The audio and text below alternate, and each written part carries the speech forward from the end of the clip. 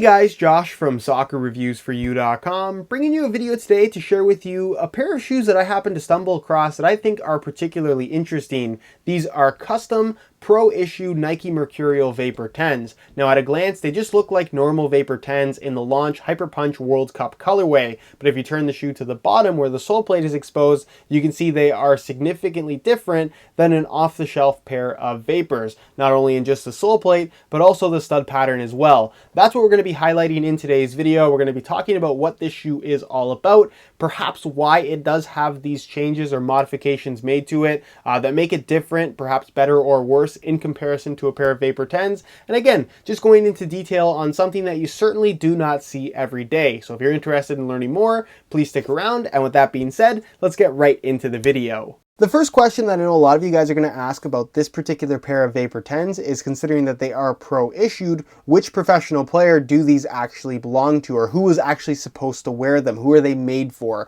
The answer to that question, I don't actually have, unfortunately. I'd love to know the answer, but again, I don't have that information to share with you guys. They're a size 9 US, they're Vapor 10s from the World Cup launch colorway. It has a glass fiber silver bottom. It has a 6-stud soft ground layout as opposed to the retail soft ground pro variation, and the only other small indicator or slight clue that I find here is this little marking right here on the sole plate of the left shoe. There's no marking on the right shoe, as you guys can see. It's in silver pen, and it's either 22, which is a number, or the initial ZZ, which I think is a lot more unlikely. If it's number 22, it could be the actual number of that specific player. Perhaps he wears number 22, or it could be number 22 of a production run. They were making so many of these, and every single pair was individually numbered. Again, I really don't know. It could have just been some random guy with a silver pen writing the number 22 on this particular shoe prior to me getting them. It's just kind of what I have as far as information is concerned, going off what is here on the actual shoe. So I just wanted to share that with you guys. I know a lot of you guys will ask the question. Unfortunately, I don't know whose shoes these actually are.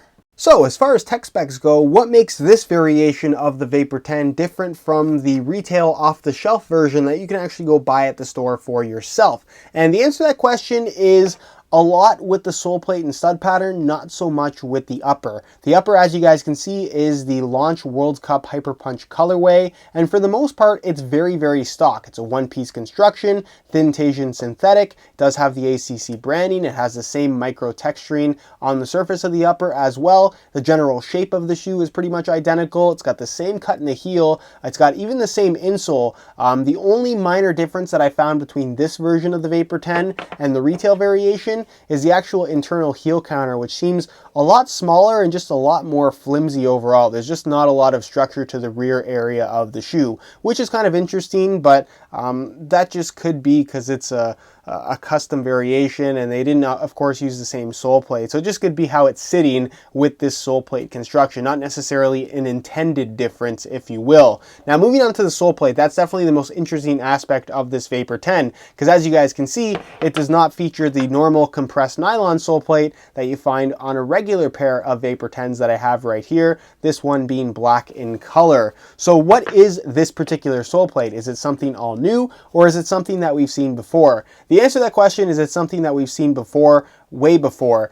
So I know a lot of you guys are going to immediately compare it to the Mercurial Vapor 8 and Vapor 9, which did feature glass fiber sole plates, which is exactly what this is. I have a pair of Vapor 9s right here to show you guys. This is the glass fiber sole plate that was featured on the Vapor 9 as well as the Vapor 8. And as you guys can see, side by side, these are not the same. This has a very tight, kind of narrower cut through the middle where the glass fiber actually pinches, like I said, in one spot right in the middle of the shoe. Whereas on this variation, as you guys can see, it's a little bit wider through the midfoot, and it pinches on 2 spots through the middle of the shoe.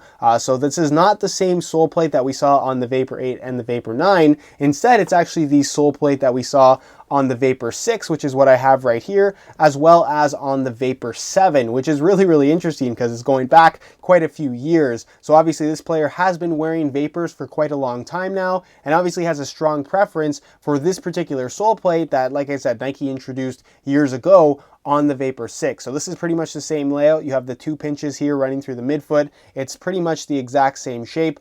This is a slightly darker variation of the glass fiber. I'm not sure if it's because there's extra layers or it's just a slightly different makeup of the material itself. But nonetheless, this is the exact same mold, the exact same shape. Aside from the heel area, you can see it's pretty low cut around the edges of the heel right here on the Vapor 6, whereas on this custom Vapor 10, it comes up a little bit more, which is kind of interesting, kind of exposing some of that silver on the sides of the shoe, which actually looks really, really cool. This could also be down to the actual soft ground stud pattern as well, and how the stud plate sits on top of the actual shoe, because this is soft ground, and obviously this one is a firm ground variation.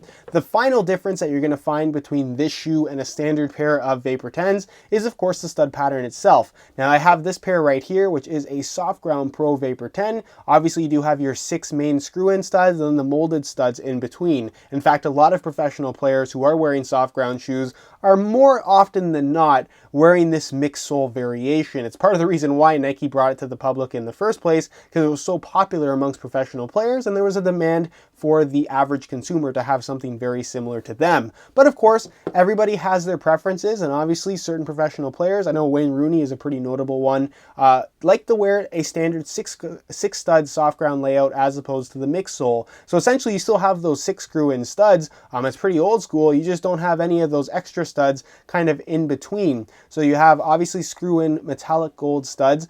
They're 11 millimeter in length in the forefoot, 13 millimeter in length in the heel. So exactly what you would get if you buy a pair out of the store. But as you guys can see, this does not have the extra studs. So because of not having extra studs in the heel, the actual back heel studs are pushed a little bit more towards the middle of the heel as opposed to being closer in the back, which is what you find on the mixed sole layouts. And then of course in the forefoot, you have your 4 main screw-in studs with a little bit of a kind of support stud or kind of pick stud right there in the middle. It's kind of like a separated thing, as you guys can see. I have one more right here in the middle of the forefoot, kind of closer towards the front, and you have that little bit of extra texturing right there at the tip of the toe as well, which is something that again is a signature of older Mercurial soft ground and firm ground stud plates. So pretty interesting shoe. It's really interesting that he prefers this particular sole plate that, like I said, is quite a few years old now, and obviously does prefer the 6 stud soft ground layout as opposed to the mixed sole. So that's pretty much it as far as tech specs and what you should know regarding this custom variation of the Nike Mercurial Vapor 10.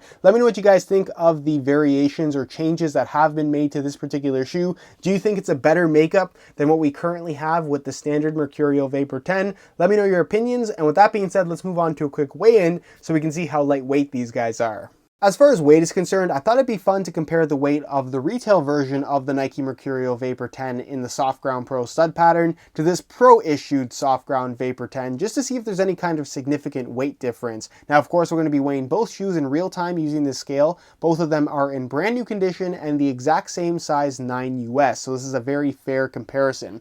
We'll start off with the standard Vapor 10, throw it on the scale, and you can see that they weigh in at 7.3 ounces, which is really light for a pair of soft ground shoes.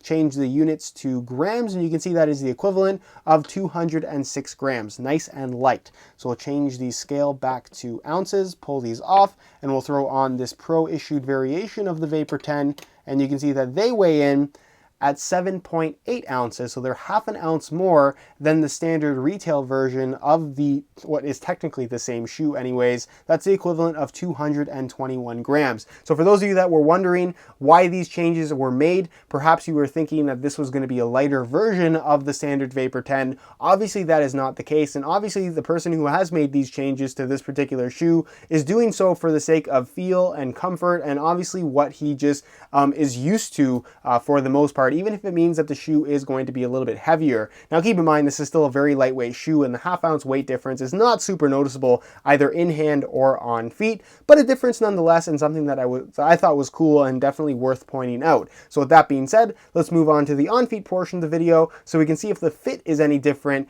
in comparison to a standard pair of Vapors. Alright, so here is a look at the Vapor 10s on feet. While it has nothing to do with the video, I always get lots of questions asking which color of SR4U laces look best on the World Cup Hyper Punch colorway for the Mercurial line. So since this colorway doesn't really get featured on the channel anymore, I figured I'd give you guys a quick look at a couple different examples in this particular video. So on my left foot I have a pair of neon yellow reflective SR4U laces, and on my right foot I have a pair of premium dot neon yellow SR4U laces, both of which I think look really, really good on this particular colorway. And if you're interested in either of these two variations amongst several other variations for yourself, check out the website sr4ulaces.com. It'll be linked in the description of this video. Now, in terms of how these things fit and feel on feet, they honestly feel quite similar to a standard pair of Vapor 10s. The only difference as far as fit is concerned is that the volume seems to be a little bit lower on this pair, meaning that the sides of the shoe aren't quite as tall, which just makes it fit